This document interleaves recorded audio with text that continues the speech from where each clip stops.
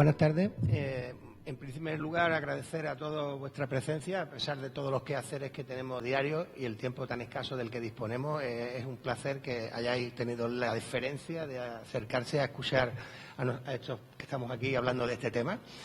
Y también agradecer, por supuesto, a Colegio Sallever por haber tenido el detalle de promocionar este libro y de la edición de este libro. Y principalmente también por haber depositado en mí esta confianza y este agradecimiento que yo quiero mostrar desde aquí después de tantos años, ¿no? Y también para mí es un placer el participar con la presentación de mi libro en este año que precisamente celebramos 45 aniversario de la fundación de este centro, toda una larga trayectoria en la educación, ¿no?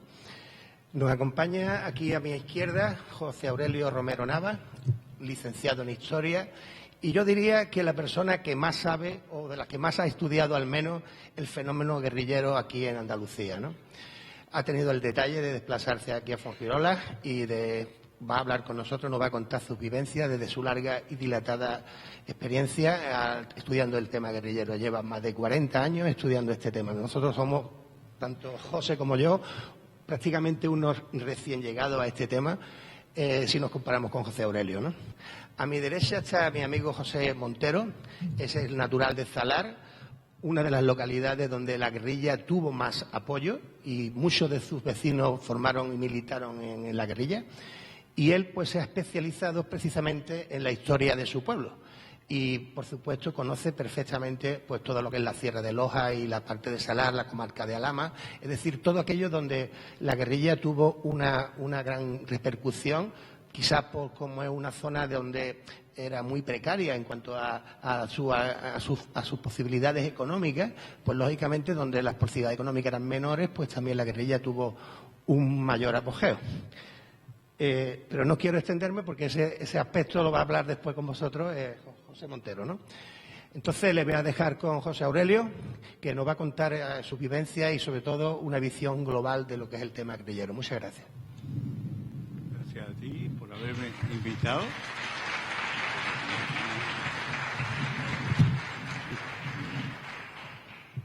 Gracias, Juan, por haberme invitado. Tú sabes que he estado siempre contigo cuando me han necesitado, he estado allí y agradecido a todo lo que ha hecho y el libro, que es una maravilla de libro. El que tenga ese libro ya conocerá todo lo que fue la guerrilla. Yo, vamos, en una semana que lo tengo, prácticamente lo he leído y sé que con este libro no va a hacer falta ya ninguno.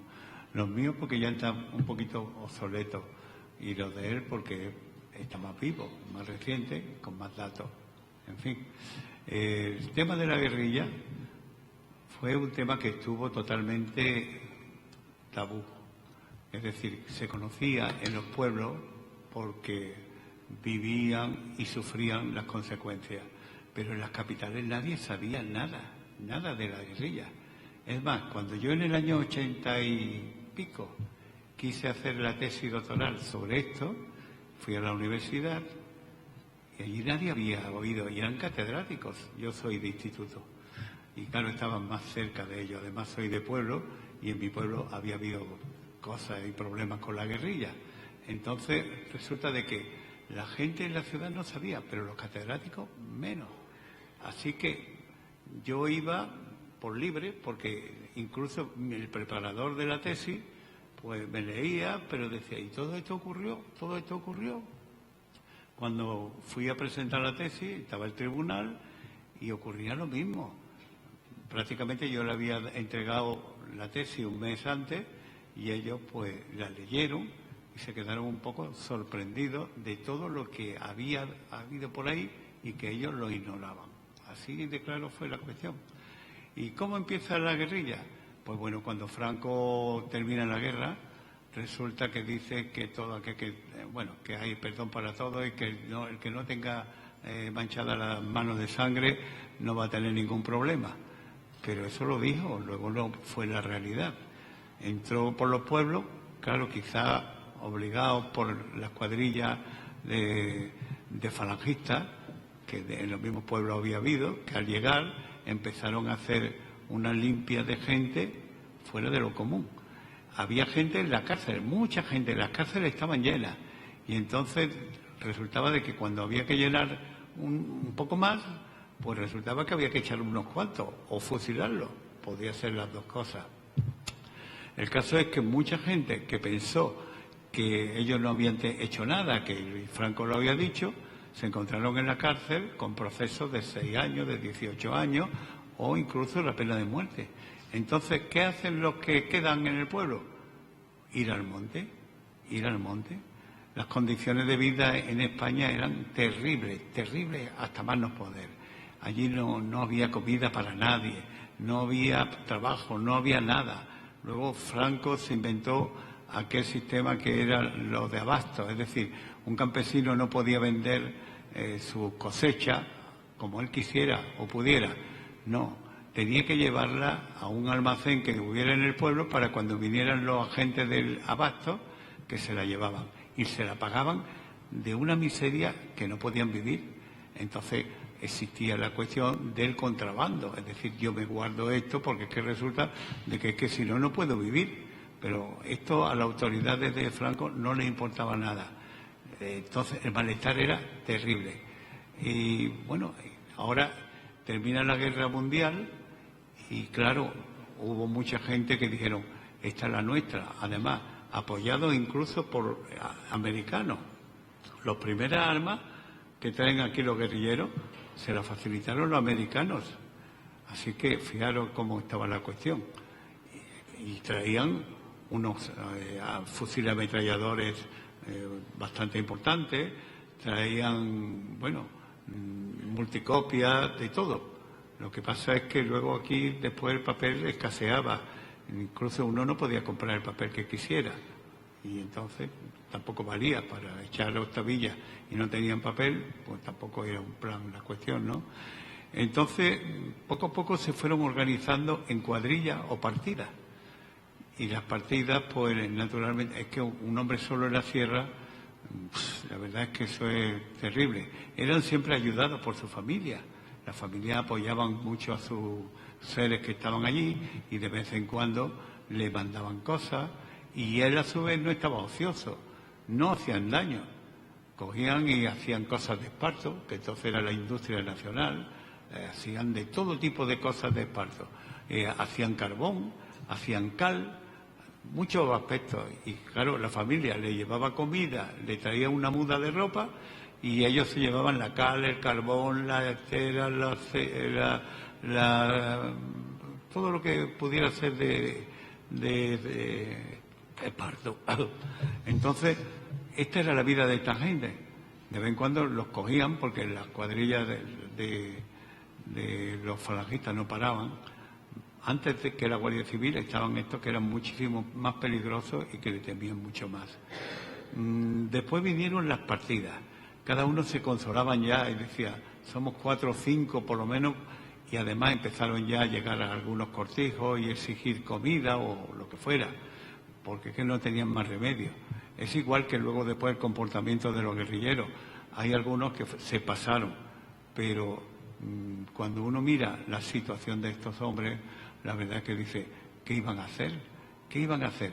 Yo siempre me acuerdo, y no sé si ustedes lo conocerán, si no me gustaría que tomaran nota, aunque sea en la cabeza, porque es poca cosa, unos versos de Rubén Darío que se llama El lobo de Gubbio.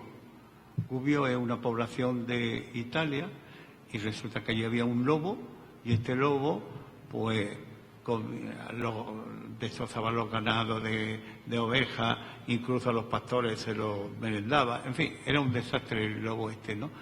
Llegó el momento dado en que era que recurrieron a San Francisco de Asís, que era el amigo de los pájaros, el hermano pájaro, el hermano perro, el hermano este.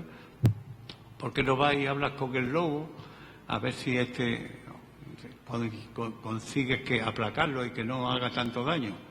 Y entonces el lobo le va diciendo que él está en su condición porque precisamente los hombres lo que van es a acabar con él y que no le dan comida y que él se la tiene que buscar y que su comida es hecha. Entonces le dice, bueno, vente conmigo al pueblo, Allí verás tú como todos los vecinos te van a proteger y te van a ayudar y te van a dar comida. Efectivamente, tuvo una temporada que luego después en todos los pueblos, no sé si por ahí este lado de aquí, por lo menos lo acerqué así, que se llama el guarrillo de San Antón, un guarro que va por todas las calles y que todo el mundo lo alimenta y que cuando llega la hora de la Navidad, pues lo rifan y el dinero que sacan es para las procesiones de los hermanos mayores o lo que sea. Pues este globo andaba por todos los sitios, le daban todo, ¿no? Pero resulta que a San Francisco lo destinan a otro lado, se va, y la gente empezó a darle de lado, no le daban comida, no le daban nada, lo maltrataban, y cogió un día y se volvió al campo. Otra vez volvió la situación, y entonces otra vez llamaron a San Francisco, que cuando llegó dijo, mira, yo ya no voy allí porque los hombres son de esta manera. Los hombres, como dijo Hobbes, el hombre es un lobo para el hombre. Y entonces, efectivamente, esto es lo que se trataba. Y aquí también la justificación que tienen estos hombres es que, ¿qué hacer cuando, por ejemplo, te llevan a tu mujer, porque tú estás en la sierra, te llevan a tu mujer a la cárcel, a los hijos los dejan allí tirados, al amparo de algún familiar que tuviera, con el hambre que existía y todas estas cosas? Había gente que incluso le habían matado a familiares, pues entonces se volvieron casi muchas veces lobos. No siempre, y además trataban las cosas en condiciones. Luego se trataba de un ejército que se va a ir formando, porque las cuadrillas van a desembocar que cuando termina la Guerra Mundial, los americanos empiezan a ayudar un poquito, aquí empiezan a decir, oye, Franco va a terminar, porque las potencias occidentales no van a consentir una dictadura aquí. Luego entonces esto se termina y aquí viene otra vez la democracia y vendrá la república y ya está. Entonces muchos hombres se animan a eso y forman parte de lo que fue el ejército guerrillero. Aquí por la zona de Málaga existió un ejército guerrillero sacado de la novena brigada, pero bueno, un ejército que vino a tener unos 150 hombres. 150 hombres son muchos hombres, porque a eso hay que darle de comer. Y si no hay de comer y encima tienen que llevárselo a la sierra, todo lo que se le llaman los enlaces, pues ya diréis que imaginaros el esfuerzo que esa gente tenía. Pero incluso en los primeros tiempos había hasta listas de espera. Es decir, en los pueblos estaban la gente tan animada con la guerrilla, que con esto había que terminar, que estaban que si un hombre estaba en la sierra y lo mataban, pues enseguida tenía una vacante arreglada y se iba y ya está. Así estaba la cosa de clara. Antes de llegar a este ejército guerrillero, vinieron precisamente un hombre, un idealista, se puede decir, que fue Ramón Vías. Aquí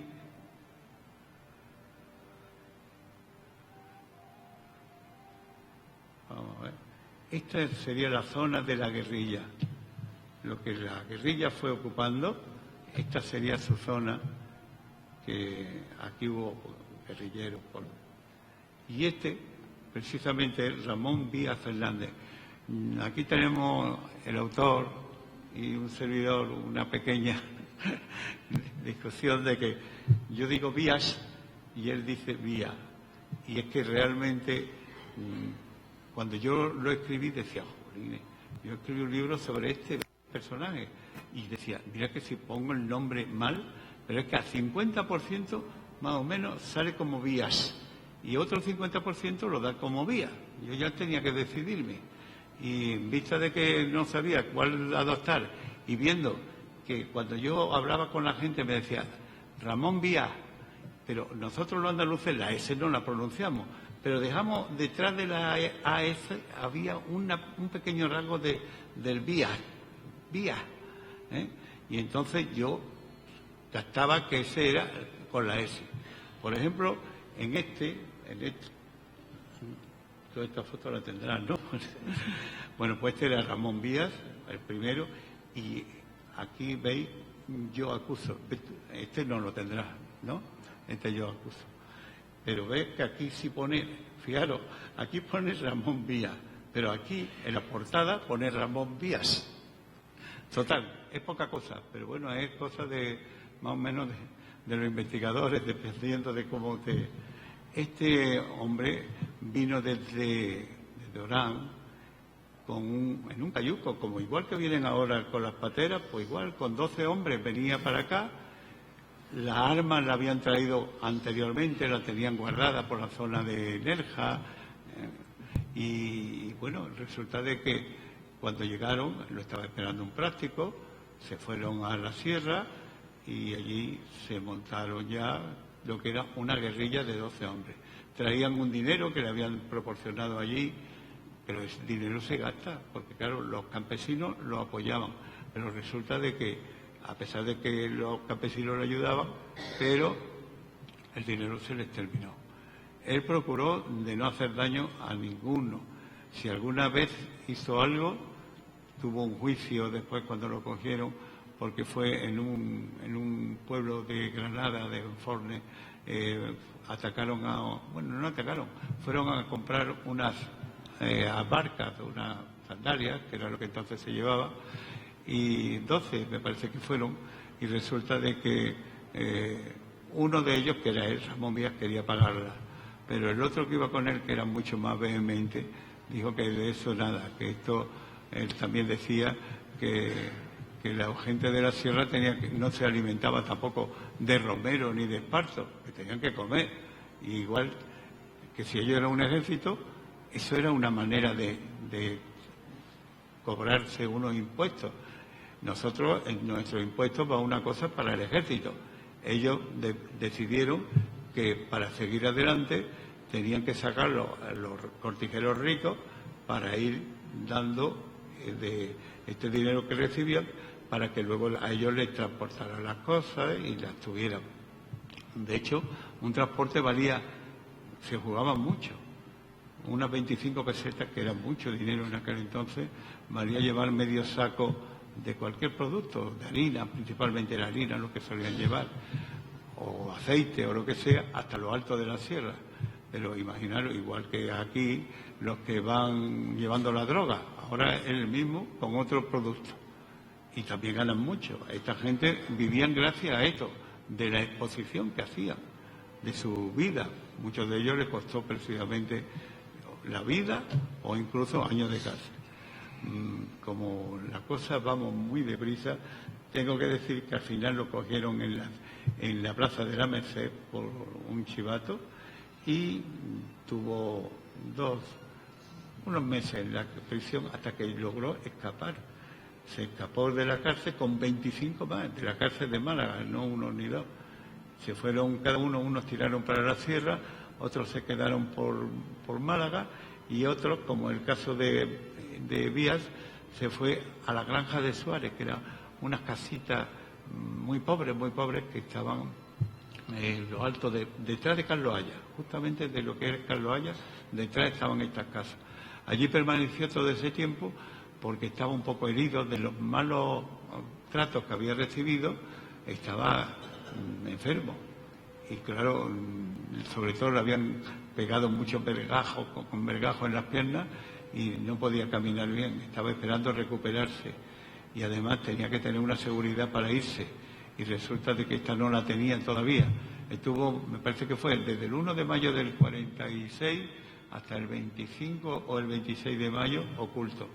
Luego también, a través de las redes de la Guardia Civil y de la policía, coinciden saber dónde está, van ahí a por él y matan a los dos guerrilleros e incluso al dueño de la casa que lo había acogido.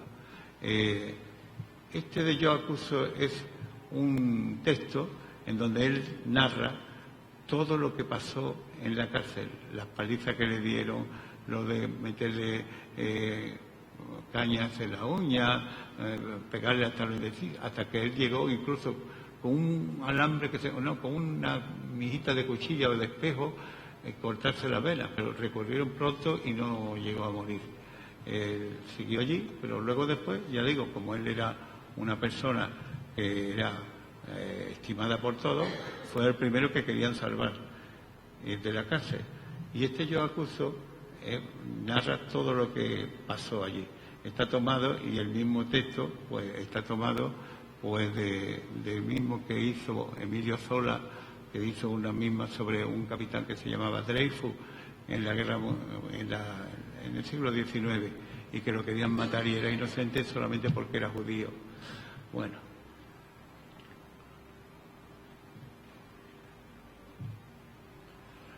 Este segundo personaje fue el que se hizo cargo, después de que Vías estuviera en la cárcel, se hizo cargo del ejército guerrillero, que todavía no existía, pero bueno, tenía muchas partidas por todos lados y ahí andaba. Fijaros que un nombre come acebo, es decir, de alta alcurnia. Yo, cuando escribí el libro, pues me llamó, era en verano recuerdo, y me llamó un señor y me dice, uno espera que al contrario, que te van a llamar para tirarte de la oreja y decir usted que ha escrito, usted que ha dicho, usted. Pero en este caso lo que me dijeron fue, se puso y me felicitó por lo bien que le había tratado a su pariente. Dice, mire usted, mi pariente Gómez Acebo es la oveja negra de la familia, porque yo ya veo, uno está casado con la hermana del rey antiguo, ¿no? Estaba ya muerto, pero bueno, era de familia buena, él era periodista, escribía en el periódico, en un periódico extraordinario que se llamaba Luces. Yo lo he leído y hacía comentarios de películas, fue director de cine. Era un hombre, viajó por muchísimos lugares y de pronto se encontró con que una persona que era de cierta valía, quizás por rencillas, yo considero que fueron rencillas.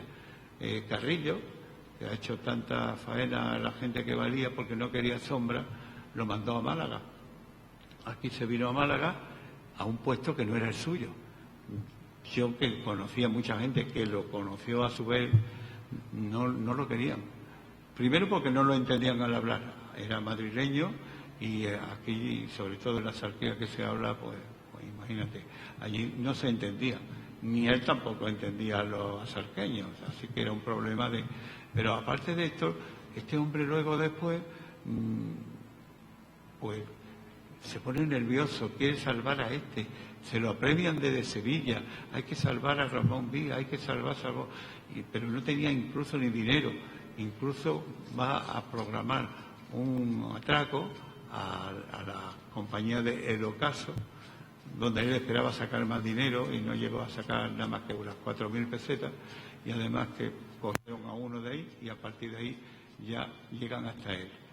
Él vivía en calle Horno, una calle muy cerca de calle Cisneros en Málaga, y en una pensión. Y claro, lo que él no esperaba es que lo fueran a coger. Además no tenía un lugar grande para tener cosas, así que él en un cajón de la mesita de noche guardaba un blog con direcciones, noticias, cosas de este tipo. Al llegar la policía se hace cargo de todo eso, él incluso se come unas cuantas, que luego la policía se las hace otra vez devolver, y tú la has visto como yo, ¿verdad?, que al tenerlo, que está pegado otra vez en el papel. Es decir, los guardias civiles han cogido los papeles rotos así y están pegados y puestos como un celofán puestos allí. Este hombre en la cárcel le hicieron el boicot, cuando realmente no hubo por qué, porque lo cogieron, más perdió él, pero allí creían que todo había sido culpa y que la caída de mucha gente la tuvo él. Yo no sé dónde querían que él llevara y tuviera las cosas escondidas, y no tenían también sitio para eso. No obstante, bueno, voy a pasar porque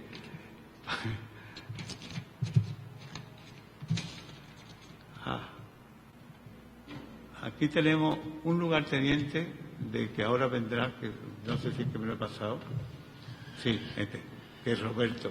Roberto es el gran personaje de todo, es el no va más. Es la persona que va a unificar el ejército, que va a hacer incluso, pues, va a dividir el ejército en dos grandes batallones, el séptimo y el sexto. Luego haría otro que sería el octavo, incluso en la Alpujarra. Pero bueno, estos dos ejércitos, él los lleva, los dirige magníficamente, hace que la gente crea en él, crea que sea el ídolo. Era como si dijéramos un artista de estos de cine o lo que sea, la gente lo adoraba. Porque desde luego tenían muchas dotes de mando, de saber estar con la gente, incluso de perdonar a gente que muchas veces en los juicios, cuando se celebraba un juicio contra los mismos guerrilleros, porque la guerrilla no se permitía lo más mínimo. Una persona que se quedaba dormida en una guardia era inmediatamente fusilado, porque ¿qué podía ocasionar esta sesión? De que vinieran los guardias civiles y lo hubieran cogido, ¿no? Entonces tenían que estar, no se permitía fumar, no se permitía la bebida, ni siquiera las mujeres. Es decir, que allí eran auténticos monjes metidos en unas montañas. Pero este hombre era querido sumamente y solamente hubo muchos episodios que yo creo que Juan después que los narre. Yo solamente voy a decir que ocupó una etapa de esto desde el año 46 hasta el 52. En el 52 ya empezó, en el 51 y en el 50 el declive de la guerrilla. Vinieron las cosas mal, ya no encontraban a gente, la Guardia Civil pegaba y llevaba familias enteras a la cárcel, madres, hermanos, padres, todos iban a la cárcel. Y entonces estaban totalmente desmoralizados. Incluso allí arriba se vigilaban unos a otros. Lo que había sido un compañerismo, ahora se miraban y decían, este tío es capaz de denunciarme. Y enseguida, pues bueno, muchos juicios sumarísimos entre ellos mismos, y de ellos quizás más de 20 fueron ahorcados por tener sospechas, algunas veces realidades, pero es que allí no se permitía lo más mínimo. Entonces, cuando Roberto ya ve que está todas las cosas que no va bien, pues decide ir a Madrid a ver qué le dice el Comité Central. En el Comité Central, cuando él llega, no se encuentra el Comité Central ni nada. Y él, que se había ido con una mujer muy guapa, lo hacían para disimular. Es decir, le presentaron a una mujer que se llamaba La Tangerina, le decían, y tenía una peluquería en Málaga. Bueno, pues esta Tangerina había estado incluso en la cárcel porque había estado de pareja anteriormente con otro guerrillero de Sevilla y estuvo un par de años quizá en la cárcel. Pues se la presentan y le dice que si lo quiere acompañar. La mujer era guapísima también y mira, pues en el viaje se enamoran los dos y aunque Roberto estaba casado, incluso tenía una hija, nunca lo mencionó en ninguno de sus cosas de su vida particular, pues igual que los artistas de ahora, yo no hablo de mi vida particular, pues él generalmente no la hablaba. Entonces, Roberto con la Tangerina, pues realmente hicieron una pareja que vivieron, me parece que fueron 3 o 4 meses hasta que lo cogieron en Madrid. La acogida fue algo de que hay que decir, la policía no es tonta, en este caso la Guardia Civil, porque se montaron un número que fue impresionante. A través de ellos tenían un enlace que lo unía. Roberto no quería volver. Después de todo aquello y de los malos ratos que había pasado, para mí es que Roberto pensó, yo me quedo en Madrid y yo no vuelvo a aquel infierno que era la guerrilla. ¿Qué podía suceder entonces?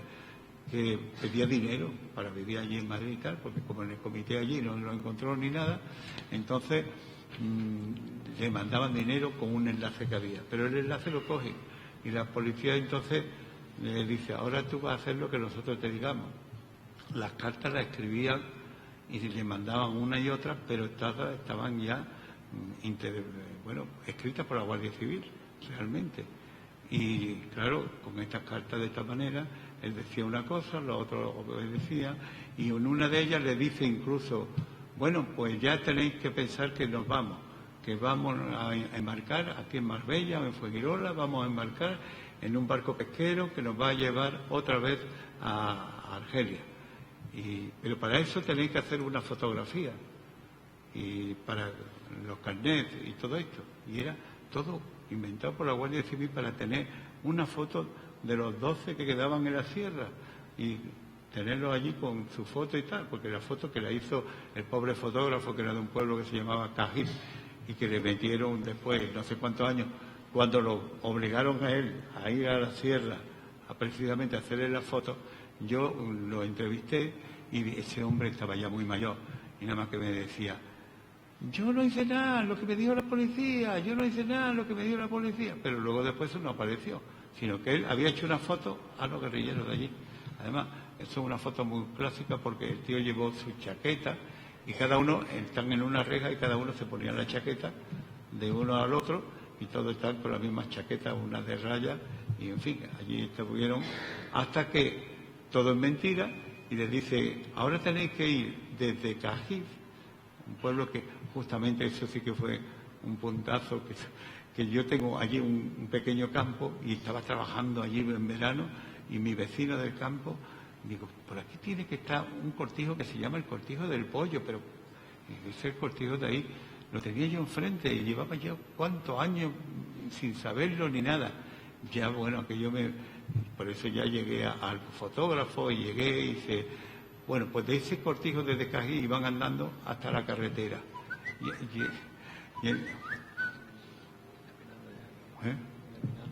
Sí, nada más que voy a terminar esto y ya se queda todo en el tintero, pero bueno, que en este cortijo,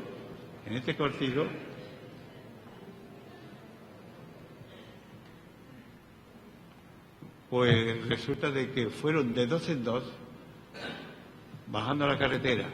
Allí lo esperaban lo que ellos creían un camión disimulado de obreros de la electricidad, vestidos con los monos, pero que eran realmente guardias civiles.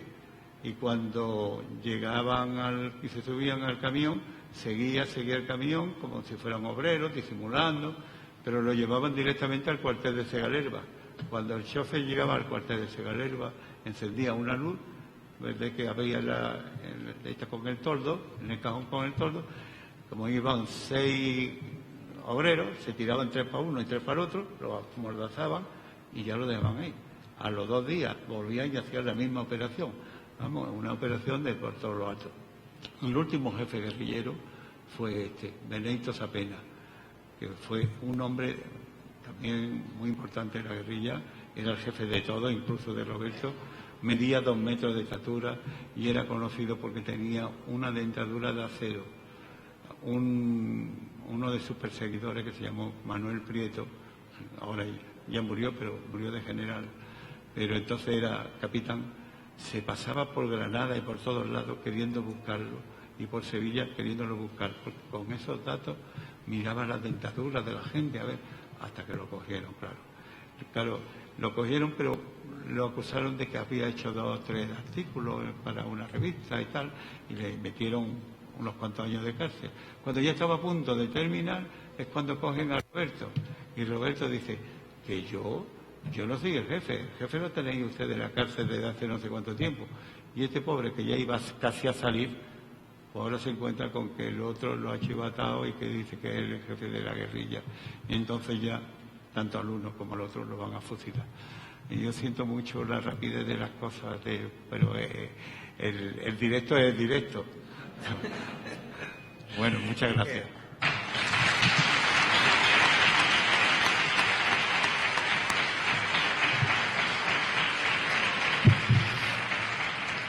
Esto que le ha pasado a José Aurelio nos pasa a todos, ¿no? Nos ponemos a hablar y podemos estar hablando 2 días de ese tema y es una cosa que nos apasiona y evidentemente el tiempo para nosotros no pasa. Os voy a dejar con José Montero, mi otro colega, que os va a contar también un poquito.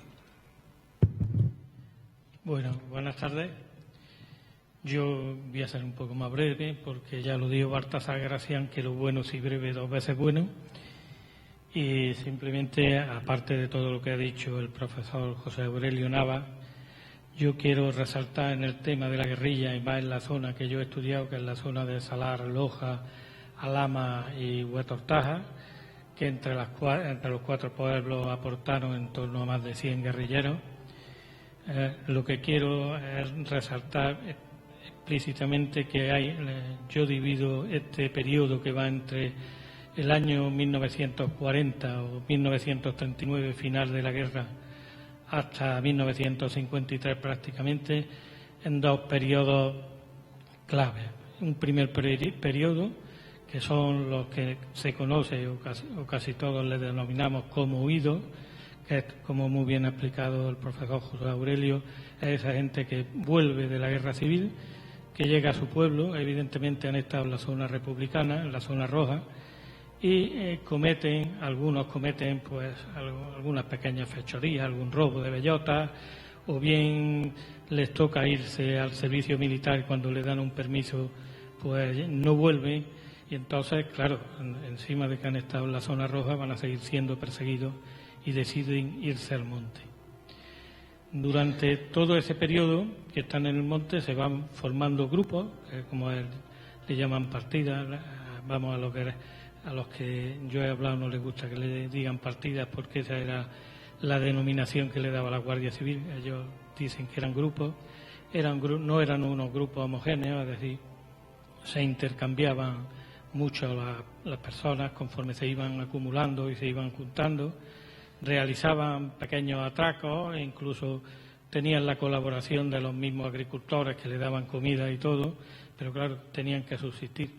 Quien conoce la Sierra de Loja es una sierra inhóspita, allí no se cría prácticamente nada, y entonces la clave de la subsistencia en ese principio pues era pues la aportación que bien daban o familiares o bien les daban pues los pastores que había, es decir, había una convivencia entre el pueblo y la gente de la sierra. Pero esto ya se complicaría a raíz de que interviene ya Roberto y organiza toda esta gente que estaba suelta o que estaba desorganizada en grupos en la sierra y le infiere una estructura ya de ejército con mandos, con una serie de prohibiciones que antes ellos no tenían. Pues por ejemplo, antes normalmente si daban un atraco se repartían el dinero entre ellos, ahora no. Cuando ya Roberto llega hay una disciplina férrea, hay que darle cuenta de todos los atracos, los robos que hace al Estado Mayor guerrillero, es decir, ya había un control y a cambio de eso se le decía que le iban a dar 500 pesetas al mes, la mayoría ni las cobró o cobró pocas veces. Estas son las dos claves del tema este de la sierra. Y luego también en un principio esta gente pues estaba perseguida pues como se persigue pues, a cualquier malhechor. O sea, la Guardia Civil no había tomado todavía muy en serio lo que allí se estaba formando, hasta que precisamente ya se junta gran cantidad de gente en la sierra. Ya las aportaciones que van haciendo la gente de los pueblos a través de los enlaces se están dando cuenta que aunque se apresan mucho y mueren muchos, se van reponiendo fácilmente, y entonces ya la Guardia Civil toma carta en el asunto y manda al teniente coronel José Eulogio Limia, que prepara un plan muy, según me contó su propia hija, un plan para capturar o para evitar que estos enlaces le llevaran comida, le llevaran medicamentos y le llevaran de todo. Y en el 18 de agosto, entre la noche del 18 de agosto y el 19 de agosto, se realiza un cerco sobre Salar y Loja con más de 300 guardias civiles que van apresando a todos estos enlaces, de manera que cortan el suministro que le estaban dando a la gente de la sierra, y prácticamente a partir de esta fecha la guerrilla cae en decadencia, va poco a poco, paulatinamente, perdiendo a miembros. De manera que ya prácticamente en el año 52, 51, finales del 51 y 52, pues prácticamente no queda nada más que un grupo de 12 guerrilleros que se fueron apresando poco a poco. Pero yo también, para no extenderme, quiero también hacer un análisis de lo que aporta el libro que ustedes van a tener dentro de poco en sus manos, que es el libro de Juan. Primero presenta un análisis exhaustivo de las causas y la relación que hay entre ellas. Analiza los acontecimientos de manera cronológica, de manera que coge desde los más antiguos hasta los más recientes. También tiene otra faceta que ya lo han hecho mucho, entre ellos José Aurelio, que entrevista a antiguos guerrilleros, aunque como yo siempre, incluso a él le he dicho, muchas veces hay, en las entrevistas, muchas veces te cuentan lo que ellos quieren contar, no realmente lo que pasó. También hay que analizar en el libro de Juan el conocimiento geográfico que tiene de toda la zona de actuación guerrillera, posiblemente la más completa que yo he leído sobre el tema.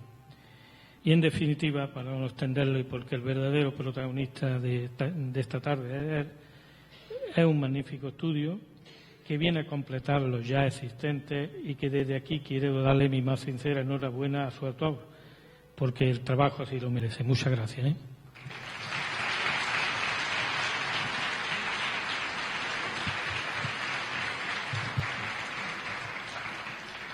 Bueno, yo voy a contar un poco el motivo de por qué yo escribí este libro, ¿no? Como ha dicho José Montero, realmente yo lo que soy un amante de la naturaleza, de la montaña, ¿no? Y de verdad que a mí nunca se me hubiera ocurrido pensar que iba a escribir algo como esto. La cuestión fue que con unos amigos fuimos al Cerro Lucero, que tantas veces ha salido a través de las imágenes de José Aurelio, algunas que estamos poniendo naturalmente. El Cerro Lucero es una de las montañas más bonitas que puede haber en Andalucía. Está justo en la Sierra Almijara, al norte de Frigiliana, y cuando llegamos allí por la mañana aquel día, pues me encontré con una construcción, con unas ruinas, ¿no?, que yo no le daba crédito en el sentido de que esto que hace aquí, ¿no?, cuando en realidad cualquier pueblo está a más de 2 horas o 3 horas andando, ¿no? Y claro, después llegué a casa, empecé a investigar y resulta que era un antiguo destacamento de la Guardia Civil y digo, bueno, ¿y aquí que había que vigilar? Porque allí no había nada, aquello era en la montaña solamente, ¿no?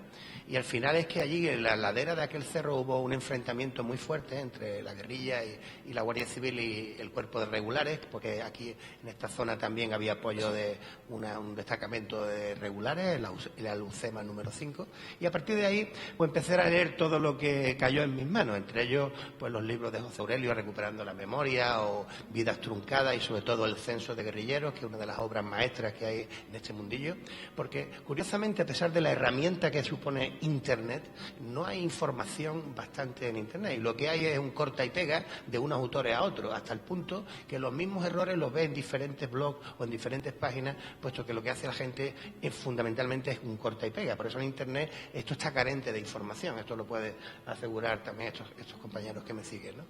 Bueno, una vez que ya acabé con los libros que cayeron en mi alcance, pues intenté buscar fuentes orales, que con las reservas que os ha apuntado mi compañero José Montero, pues verdad que, pero el contacto con las personas que vivieron en aquella época, yo en mi caso he estado en la Sierra de Loja montones de veces, con un guerrillero que conozco de su pueblo, de Salar, contándome los detalles, cómo ocurrían los hechos, cómo pasaron, dónde tuvieron el encuentro con la Guardia Civil, por dónde entraron. Esos detalles, cuando tú los has estudiado previamente en los libros, pues te hacen estremecer muchas veces cuando estás en el lugar de los hechos, ¿no?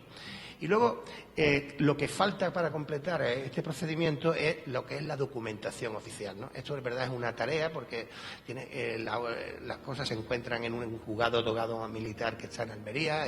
Me he tenido que desplazar muchas veces hasta Almería para conseguir las causas judiciales y creo que ha merecido la pena porque, digamos, es una fuente, aunque está tergiversada, lógicamente, porque los que lo escribieron fueron gente adicta al régimen, pero no obstante puedes entresacar muchas informaciones que son valiosas para esto, ¿no? Yo, en mi experiencia, ya por no dilatarnos mucho, mi experiencia en lo que he leído en la guerrilla, ¿no? Efectivamente, al principio en España, pues después de una guerra, yo creo que la guerra no hubo vencedores ni vencidos, yo creo que solo hubo perdedores, ¿no? Porque en una guerra siempre un país queda devastado. Yo, desde este punto de vista, transmito siempre a la juventud que los hechos hay que conocerlos para no volver a repetirlos, ¿no? Porque realmente España quedó quizás peor de lo que estaba, ¿no? Y entonces, efectivamente, una persona trabajaba pues todo el día, de sol a sol, y a veces cuando ellos se juntaban en la plaza, los trabajadores, los braceros, llegaban a lo mejor el capataz del cacique y elegía a 10, 12 personas para que fueran ese día a cegar al campo, a recoger aceitunas, ¿no? El sueldo entonces era alrededor de las 10, 12 pesetas. Cuando un pan de 1 kilo valía 8 pesetas. Imaginaros vosotros cuando una familia tenga 5 hijos, lo que puede durar un pan en una mesa, ¿no? Entonces, me decía algunos de los enlaces, que son las personas colaboradoras de la guerrilla, que a ellos le daban 50 pesetas por llevar un saco de comida a la montaña, ¿no? Y aunque era una situación muy arriesgada, puesto que los enlaces no llevaban armas, eran perfectamente factible que hubiera un apostadero de la Guardia Civil y podían caer en sus armas, arriesgaban su vida por llevar ese saco de comida a la montaña, que ganaban pues 10 veces más que un día entero de trabajo, ¿no? Y ya otra de las cosas que yo he descubierto, o por lo menos es mi opinión, que en este tema la dificultad que yo he encontrado fundamentalmente es que todavía en España, después de más de 70 años que ocurrieron estos hechos, las heridas no han sanado del todo. Y esto es casi como el fútbol, que es mucho más dramático, ¿no? O somos del Madrid o somos del Barcelona. Y entonces es muy difícil afrontar un estudio de estas características, ¿no?, sin que al final siempre acabas mal, si no es con uno o con otro, porque también realmente esto no solo depende de la intención del escritor, sino que también depende, por supuesto, depende de la ideología o de la tendencia ideológica del lector, ¿no? Entonces, yo he tratado de todas las formas de intentar mantener la imparcialidad. Y mi criterio al respecto es el siguiente, ¿no? Yo creo que el guerrillero no es ni un héroe ni un villano, sino simplemente una persona que se vio, por las características y las circunstancias de la época, verse involucrado en una situación que a lo mejor él no quiso hacer. Imaginaros un pastor que está en el campo, la guerrilla le solicita comida, si se niega ya tiene el problema. Si no se niega, lo tiene con la Guardia Civil, que eran los que le obligaban a no ayudarle. Muchas veces accedían a llevarle la comida y después pues tenían que incorporarse a la guerrilla para huir de la Guardia Civil. Y también creo que el guardia, a su manera, también fue una víctima de esta situación, de esta circunstancia. Yo no creo que todos los guardias fueran de esa manera. Además, yo entiendo que estos hechos no se pueden analizar con un criterio actual. Hay que analizarlo con los criterios de aquellos momentos. Entonces, en aquellos momentos hubo guardias, miembros de la Guardia Civil, no en la institución, sino miembros de la Guardia Civil, que se extralimitaron en sus funciones, quizá presionados por los jefes y por los mandos. Pero, como decía, entiendo que a su manera el guardia también era una víctima, porque por 300 pesetas que ganaban entonces un guardia civil se veía obligado a estar a veces 5 días de correría comiendo latas de sardinas y arriesgando su vida en cada minuto y en cada paso que hacía por esta sierra inhóspita, que los guerrilleros conocían como la palma de la mano, que ellos elegían el punto donde había un combate y, por supuesto, los guerrilleros se jugaban la vida, que era algo más que 300 pesetas.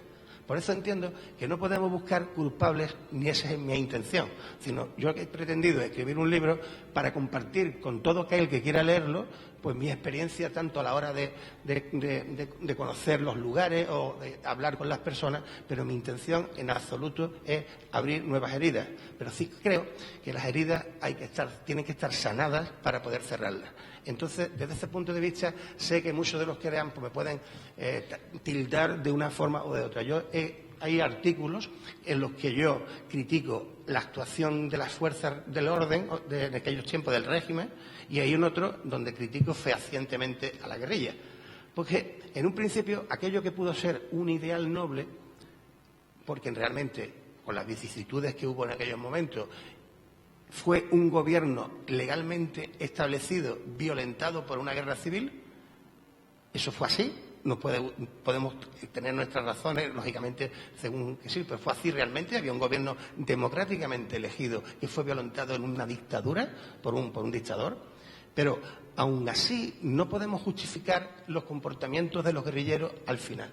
Los guerrilleros, a partir del año 1950, aquello se convirtió en una desbandada, porque hubo desertores que a sus compañeros los traicionaban por el pretexto de salvar su vida ante sus hechos, y algunos se convirtieron en auténticos delincuentes, algunos de ellos, porque hicieron unas barbaridades que no tienen ningún tipo de justificación desde el punto de vista ideológico ni desde el punto de vista del ideal guerrillero.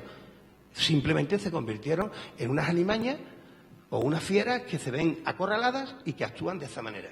Entonces, yo por eso digo al principio que entiendo que el guerrillero no es ni un héroe ni un villano, sino una víctima, al igual que el guardia, que se ve arrastrado a esas circunstancias y digamos que se ve obligado a eso, ¿no? El libro está estructurado de la siguiente manera, brevemente ya termino.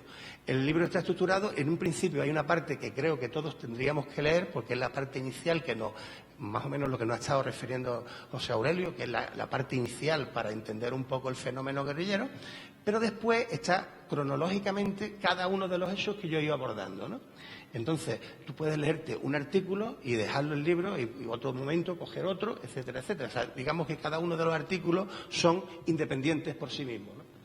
Entonces, en ese artículo primero hay una visión general de mi punto de vista y relacionado con el contexto del momento. Luego está, si tengo algunas declaraciones de algún protagonista, pues digamos vivo que haya estado, una fuente oral, también la añado. Y luego está el soporte documental, que es la causa o el procedimiento judicial que recoge esa situación, ¿no? Así está más o menos enfocado. Hay una parte inicial, como digo, después está la parte central, que son los casos, y luego al final vienen pues las causas guerrilleras de los dos jefes que él ha mencionado, de Roberto y de Ramiro, que era Ricardo Benedito Sapena, ¿no? Más o menos así está enfocado. También hice un blog en internet y he tenido varias anécdotas donde he tenido contacto con dos familiares, ¿no? Uno es el nieto del jefe de la agrupación de Roberto, del que ha mencionado, que es un hombre que vive en Madrid, es nieto de él, y entonces lo he conocido personalmente y me ha facilitado fotos y algunos documentos familiares que no aparecen en ningún libro, y algunos que conservo que lo considero demasiado a nivel personal y no lo he puesto en el libro. Digamos que si queréis hacer alguna pregunta, cualquiera de nosotros estaríamos encantados de responderla. Lo que no quiero tampoco que retrasarme mucho. Bien.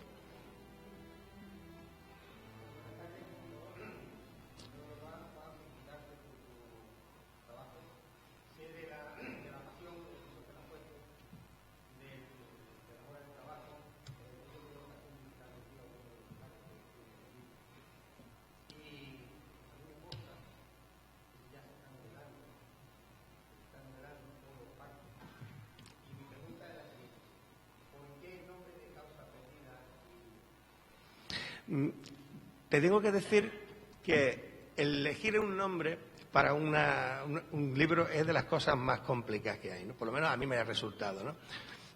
He preguntado a muy buenos amigos que tengo y todos me daban un listado de nombres y la verdad es que ha sido complicado, ¿no? Yo lo he hecho por lo siguiente. Lógicamente se puede pensar que causa perdida, ¿no?, es que ellos perdieron su batalla o su ilusión o su causa más o menos noble según la ideología, ¿no? Pero fundamentalmente el nombre de causa perdida se debe a lo siguiente.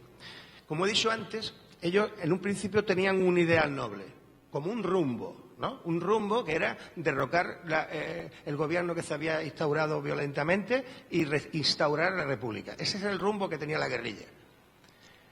Pero yo entiendo que a partir de mediados del año 50 aquello fue un declive y ese rumbo se perdió y se convirtió en muchos casos en una pura delincuencia común. En aquello que la fiera que se siente acorralada y muestra el más mísero de sus instintos, ¿no? Y por eso lo de causa perdida, porque entiendo que aquel ideal guerrillero que pudo ser noble en un principio acabó degenerando y perdiendo ese rumbo. Y de ahí causa perdida.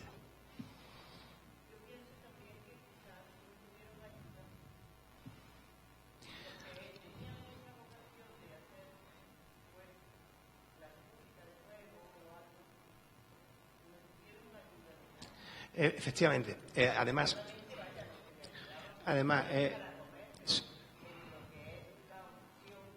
yo creo que era una cosa perdida de principio, ¿no? Porque en un principio sí que lo embaucaron, ¿no? Es decir, aquí fueron apoyados por el Partido Comunista durante todo el tiempo inicial, incluso armados, como ha dicho José Aurelio, por armamento norteamericano. Ellos trajeron aquí sus fusiles Thompson y munición norteamericana que cuando se consumía ya no había reemplazo. Pero en el año 1948, hubo una reunión en Rusia, en el Kremlin, con Stalin, donde Stalin dijo que lo conveniente era dejar la guerrilla, porque no era rentable desde el punto de vista político, y sostenerse en lo que eran los sindicatos verticales en las ciudades, en las empresas, para provocar, digamos, la insurrección de la industria y de eso. Entonces, eso es lo que provocaron. Pero esa información o bien no llegó a la agrupación guerrillera Málaga-Granada, o bien ellos no quisieron llegarla, pero yo creo que es que no llegó. Y efectivamente, no hubo un apoyo exterior. La ilusión que alimentaba la guerrilla era que cuando finalizara la Guerra Mundial, pues los ejércitos aliados podían conseguir continuar esa cruzada y liberar a España del dictador que también era Franco, ¿no? O sea, pero cuando eso terminó la guerra, en el año 45, que es cuando aquí empezó prácticamente la guerrilla, pues los aliados no se preocuparon de España, entre otras cosas por una cosa muy sencilla, porque para cualquier país como Inglaterra o Estados Unidos era más fácil tener a Franco al frente de España, que era seguramente en contra de Rusia, que ya empezaba la incipiente Guerra Fría, ¿no? Pues era mucho más seguro tener aquí un dictador como Franco que no a un posible gobierno comunista que podía ser aliado de los rusos, ¿no? Sencillamente ayuda ni hubo ni militar ni tampoco económica, ¿no?